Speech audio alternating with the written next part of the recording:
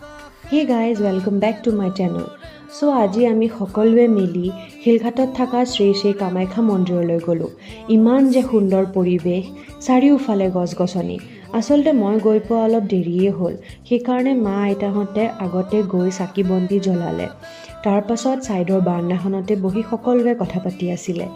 মন্দিৰভাগ ইমান সুন্দৰকৈ ৰাখিছে, গৈয়ে মনটো ভাল লাগি যায়। চাওকচোন ইমান পৰিপাটি, ইমান শান্তি পৰিৱেশ। তাৰপিছত আমি সকলোৱে মন্দিৰৰ পাছফালে গ'লোঁ, ফটো উঠিলোঁ, ভিউ চালোঁ আৰু মেইনলি ৰ'দ ল'লোঁ। আচলতে ভিতৰখন বহুত ঠাণ্ডা হৈ আছিলে। তাৰপিছত আমি সকলোৱে ভোগ প্ৰসাদ খালোঁ। চাওকচোন আমাৰ নিষ্ঠাজনী স্কুলৰ ইউনিফৰ্মতে আছে। আচলতে তাই স্কুলৰ পৰা বাহিৰে বাহিৰে মন্দিৰলৈকে আহিলে। চ' ঘৰলৈ যোৱাৰ আগত আমি সকলোৱে মাৰ আশীৰ্বাদ ল'লোঁ, সেৱা জনালোঁ আৰু ঘৰলৈ বুলি উভতিলোঁ। যোৱাৰ সময়ত আচলতে আমি আকৌ ফটো উঠিলোঁ। মোৰ ভিডিঅ'টো চাই যদি ভাল পালে প্লিজ লাইক, শ্বেয়াৰ, কমেণ্ট কৰি দিব দেই। আজিলৈ আহিছোঁ। ধন্যবাদ।